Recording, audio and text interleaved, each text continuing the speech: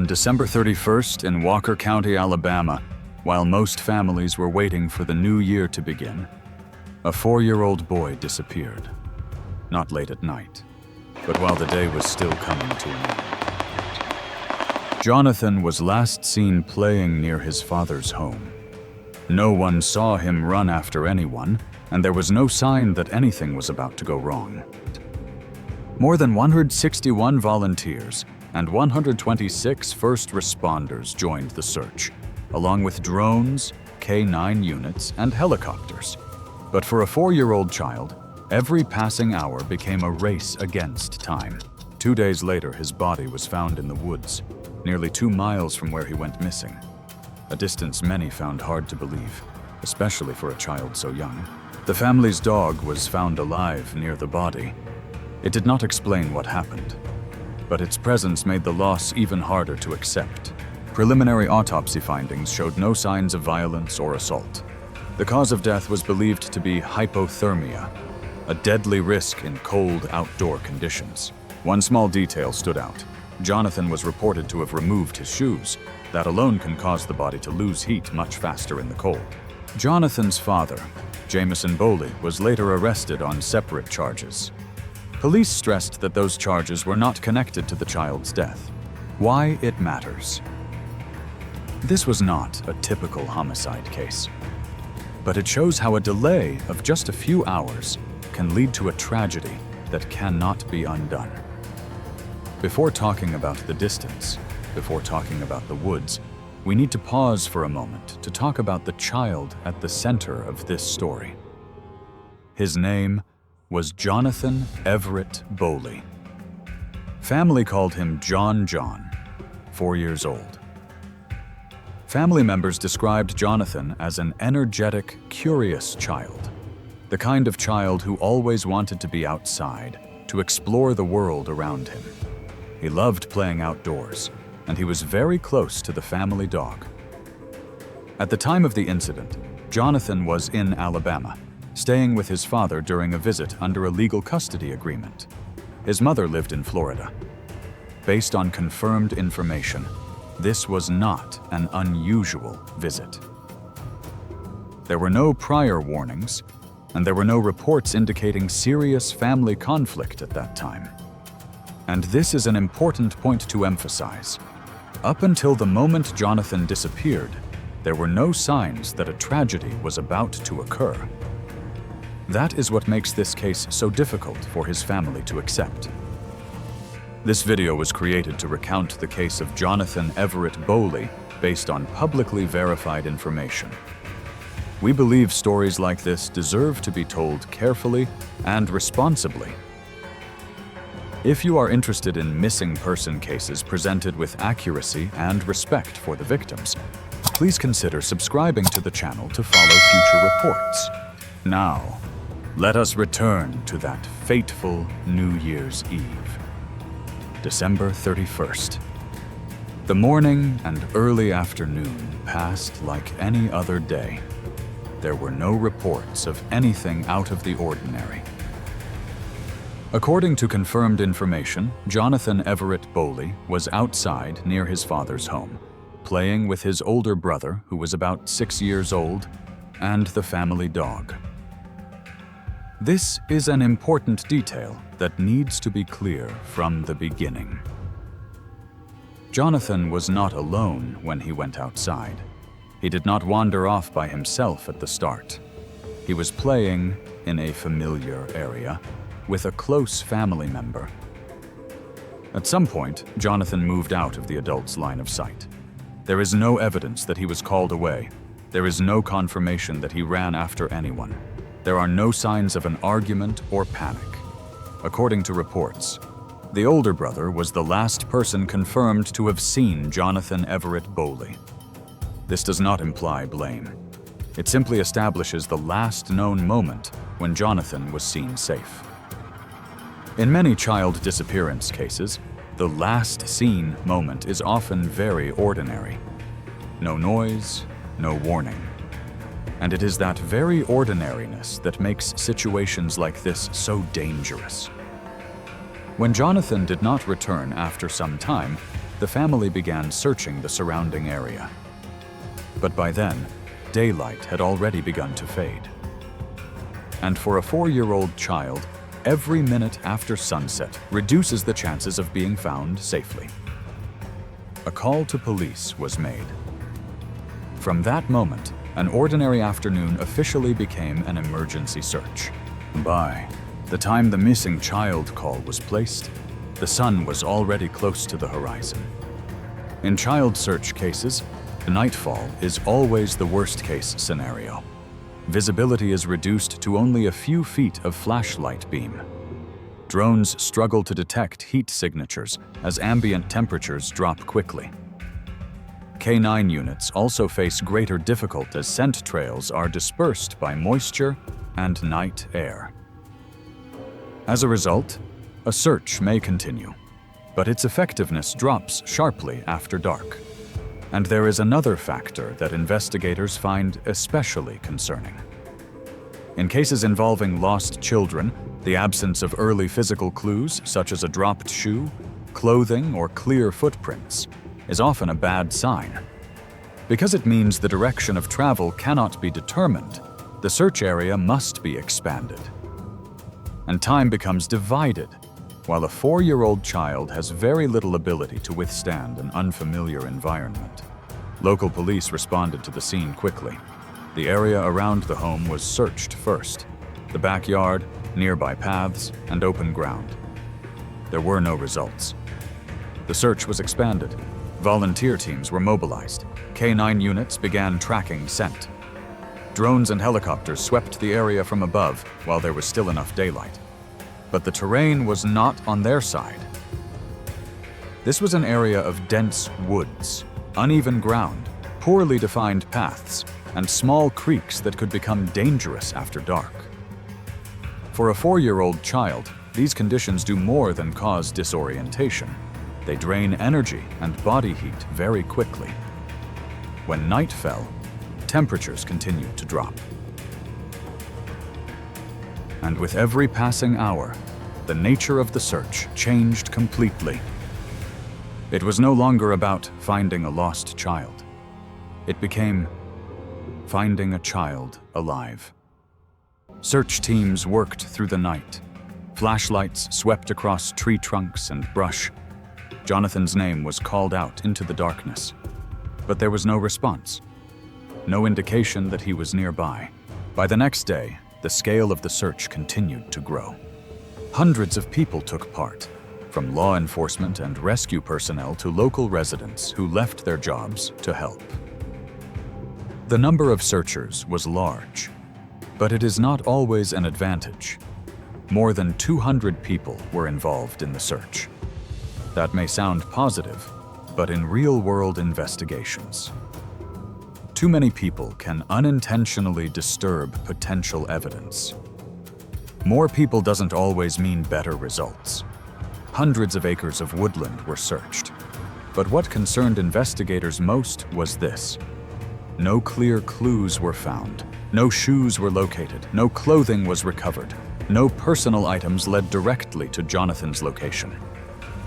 In searches like this, silence is often the worst sign. Because with every hour that passes, a young child's chances of survival in cold outdoor conditions decline without mercy. By that point, the search was no longer driven by hope. It was driven by time. And time, in cases like this, rarely stands on the family's side. At some point, the search quietly changed, from finding a child alive to finding answers. When the first night came to an end without any clear discoveries, the question became unavoidable. Was this still a case of a child who had wandered off, or had it become something more serious that no one wanted to name? In searches like this, there is always a very quiet moment. A moment when hope is still there, but time has begun to move in the opposite direction. On the second day, the search continued, but under a different kind of pressure. It was no longer just about finding a missing child. It became about finding answers, whether there was still time before the last remaining traces were erased. At this point, we want to hear your thoughts. In searches like this, what do you believe matters most? Time, terrain, or the lack of early clues? Please share your perspective below. Respectfully. January 2nd. After nearly 2 days of continuous searching, information came in from a remote, wooded area, a location that had been outside the initial search perimeter. There, search teams discovered the body of Johnathan Everett Boley.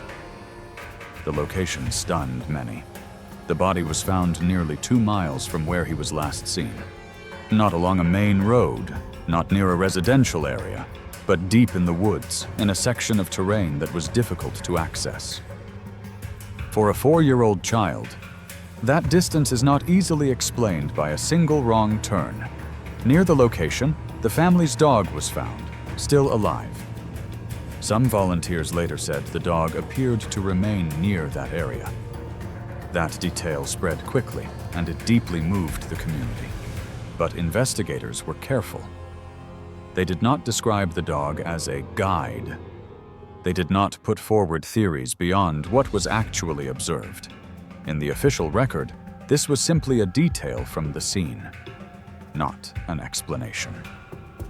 Once the scene was secured, the question was no longer, "Where is Johnathan?" It became, "What happened during the time he was missing?" And the answer, according to investigators, could only come from one place: the medical examination. What the body tells us and what it does not. After the scene was secured, the central question was no longer where. It was, what caused a 4-year-old child to not survive those 2 days? In cases like this, emotion can spread quickly, but serious investigation always returns to one point: medical evidence. According to reports from local authorities and major news outlets, the body of Johnathan Everett Boley was found in an area with water, described as a creek, with information indicating that his body was partially submerged.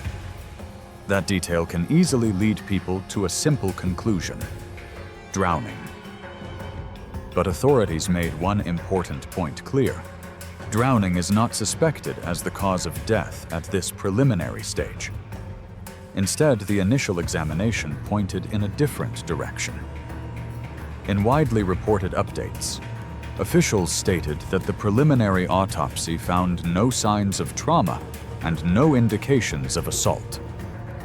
In other words, no evidence of being beaten, no evidence of violence, no evidence of assault-type injuries.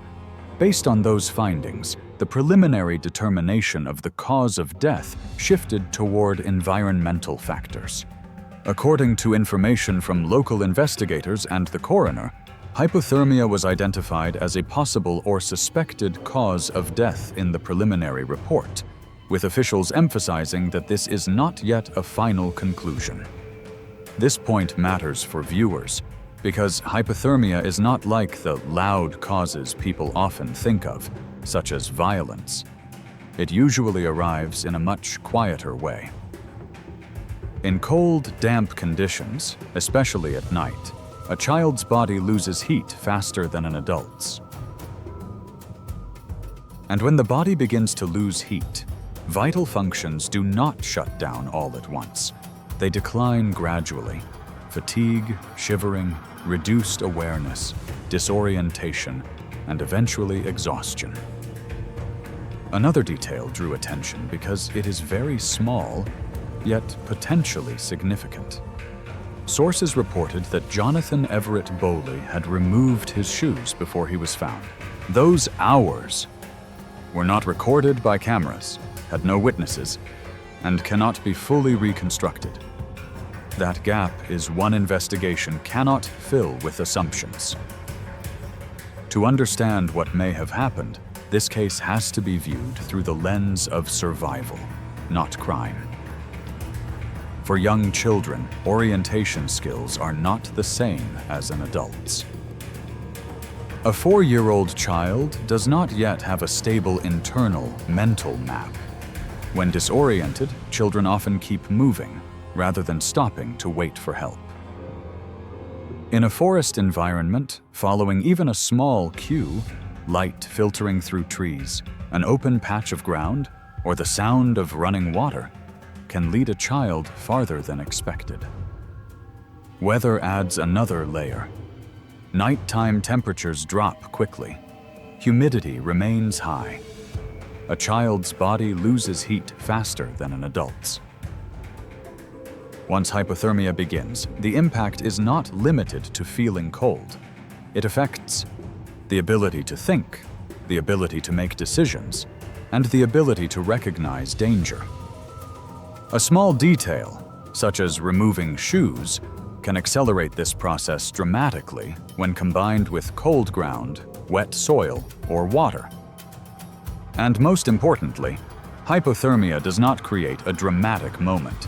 It is not what movies often portray. It arrives quietly.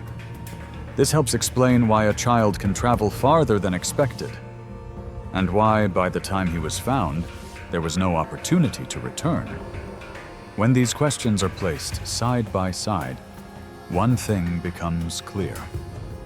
This is not a story about a single wrong decision. It is a chain of small factors: time, terrain, temperature, and the limits of a child's body, coming together in the most unforgiving way. And that is why the case of Johnathan Everett Boley does not end with a verdict. It ends with a silence that is difficult to accept. After the body of Johnathan Everett Boley was found, the story did not end at the scene. It shifted to another focal point: the father. According to U.S. media reports, Johnathan's father, Jamison Kyle Boley, 40, was arrested on charges not directly related to his son's death. The reported charges included unlawful manufacture of a destructive device, chemical endangerment of a child. That information immediately triggered a strong public reaction, because to many people, the timing was striking. A child goes missing, then is found dead, and the father is arrested. But there is one point authorities emphasized clearly in their statements. Those charges have not been determined to be related to Johnathan's death. This is the most important boundary in this part of the story. A person can be arrested for a separate matter, but that does not automatically become evidence of a different cause of death. And in a case where preliminary findings show no signs of violence, combining unrelated events into a single narrative can mislead the public. Put simply, the public wants a culprit, but investigations must rely on what can be proven. And as of the time these details were released, the following had been confirmed. Johnathan disappeared while visiting his father in Alabama with his brother and the family dog. His body was found about 2 miles from the father's home. The dog was still alive.